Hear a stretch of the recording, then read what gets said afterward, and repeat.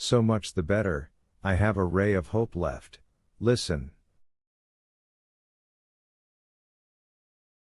I am all attention, said Eugenie, looking so earnestly at her father that it was an effort for the latter to endure her unrelenting gaze.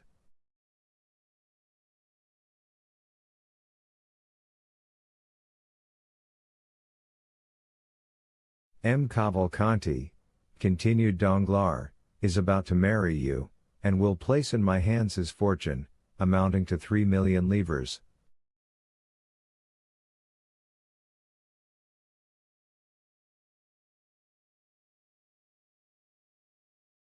That is admirable, said Eugenie with sovereign contempt, smoothing her gloves out one upon the other.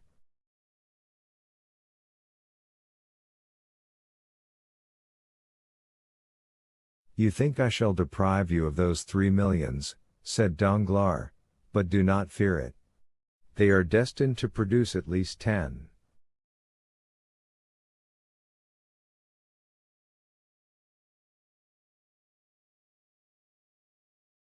I and a brother banker have obtained a grant of a railway, the only industrial enterprise which in these days promises to make good the fabulous prospects that law once held out to the eternally deluded Parisians, in the fantastic Mississippi scheme.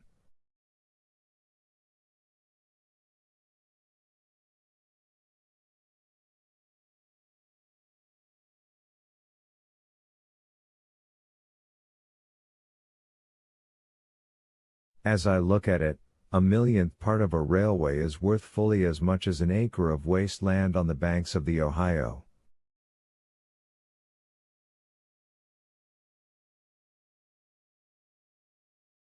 We make in our case a deposit, on a mortgage, which is an advance, as you see, since we gain at least 10, 15, 20, or 100 livres worth of iron in exchange for our money.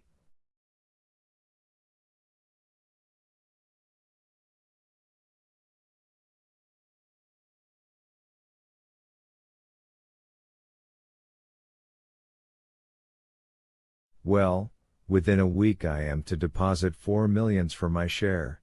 The 4 millions, I promise you, will produce 10 or 12.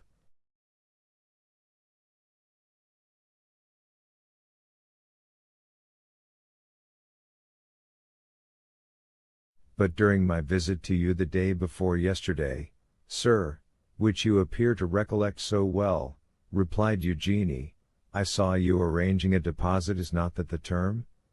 Of 5 millions and a half, you even pointed it out to me in 2 drafts on the treasury, and you were astonished that so valuable a paper did not dazzle my eyes like lightning.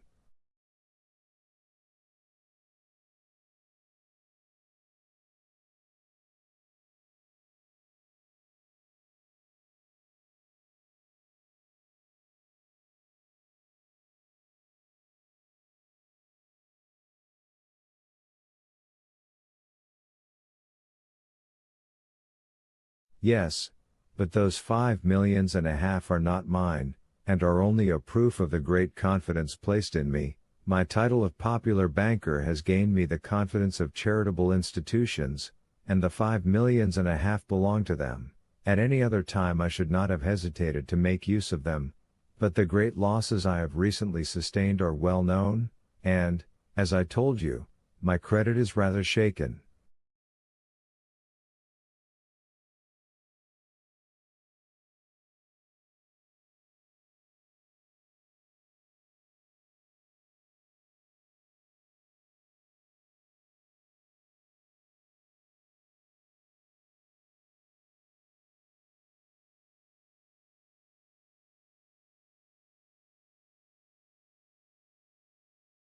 That deposit may be at any moment withdrawn, and if I had employed it for another purpose, I should bring on me a disgraceful bankruptcy.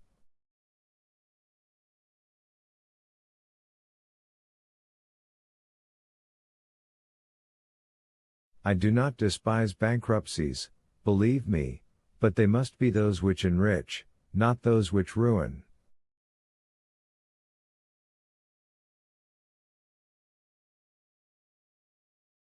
Now, if you marry M. Cavalcanti, and I get the 3 millions, or even if it is thought I am going to get them, my credit will be restored, and my fortune, which for the last month or two has been swallowed up in gulfs which have been opened in my path by an inconceivable fatality, will revive.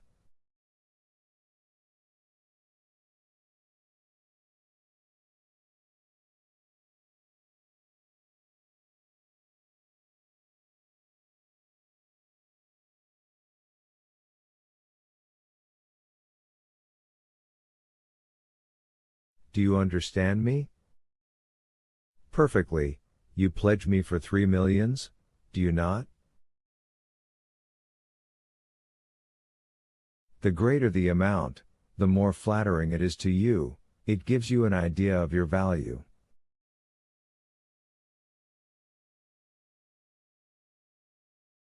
Thank you. One word more, sir. Do you promise me to make what use you can of the report of the fortune M. Cavalcanti will bring without touching the money?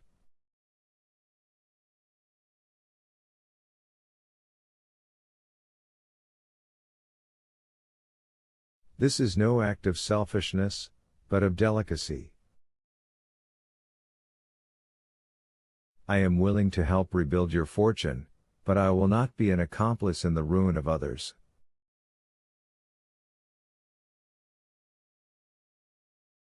But since I tell you, cried Danglars, that with these 3 million,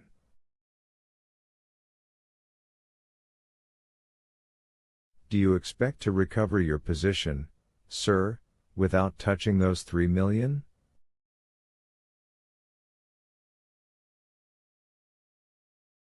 I hope so, if the marriage should take place and confirm my credit. Shall you be able to pay M. Cavalcanti the 500,000 francs you promise for my dowry?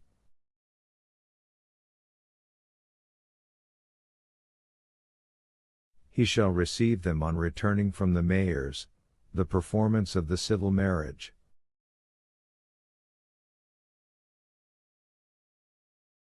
Very well. What next? What more do you want? I wish to know if, in demanding my signature, you leave me entirely free in my person?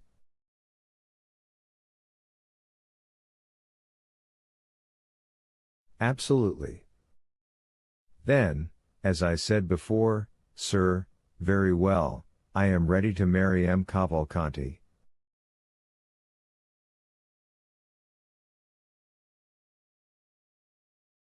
But what are you up to? Ah, that is my affair. What advantage should I have over you, if knowing your secret I were to tell you mine?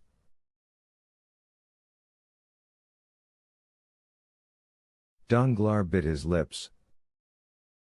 Then, said he, you are ready to pay the official visits, which are absolutely indispensable?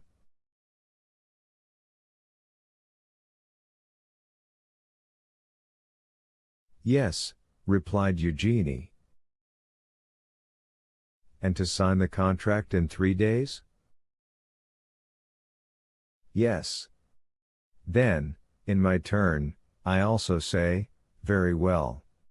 Danglars pressed his daughter's hand in his.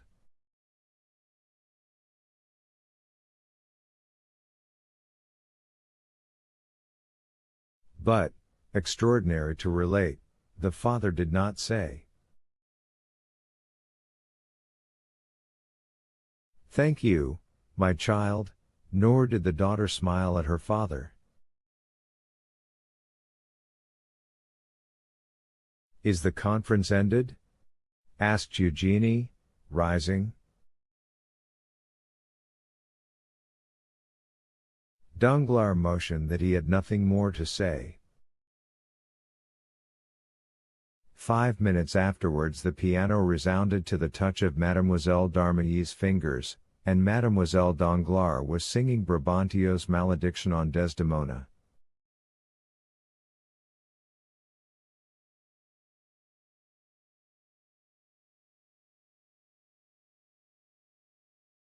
At the end of the piece Etienne entered, and announced to Eugenie that the horses were in the carriage, and that the Baroness was waiting for her to pay her visits.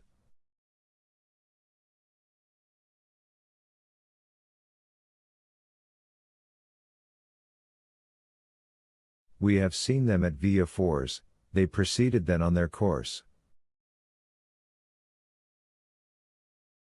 Chapter 96. The contract. 3 days after the scene we have just described, namely towards 5 o'clock in the afternoon of the day fixed for the signature of the contract between Mademoiselle Eugenie Danglars and Andrea Cavalcanti, whom the banker persisted in calling Prince, a fresh breeze was stirring the leaves in the little garden in front of the Count of Monte Cristo's house, and the Count was preparing to go out.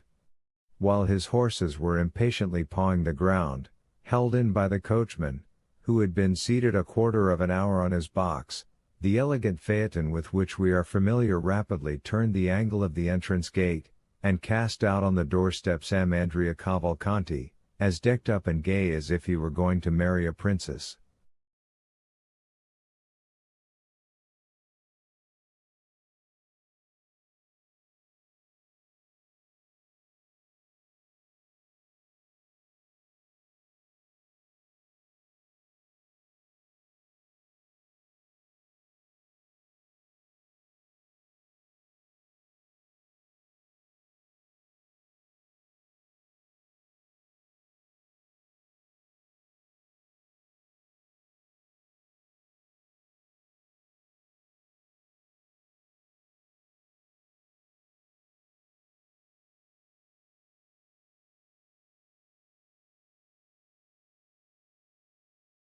He inquired after the Count with his usual familiarity, and ascending lightly to the second story met him at the top of the stairs.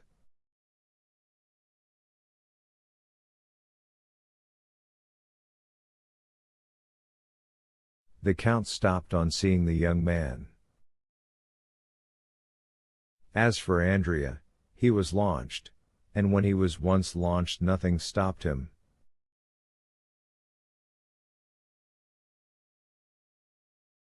"Ah, good morning, my dear Count," said he.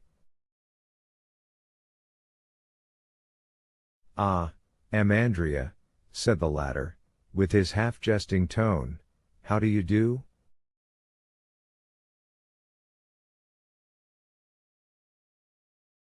"Charmingly, as you see. I am come to talk to you about 1,000 things, but, first tell me, were you going out or just returned?"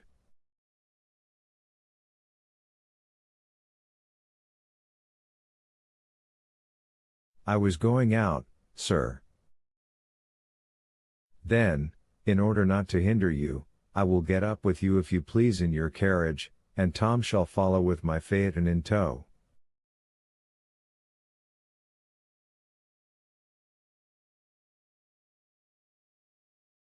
"No," said the Count, with an imperceptible smile of contempt, for he had no wish to be seen in the young man's society. "No, I prefer listening to you here, my dear Andrea. We can chat better indoors, and there is no coachman to overhear our conversation."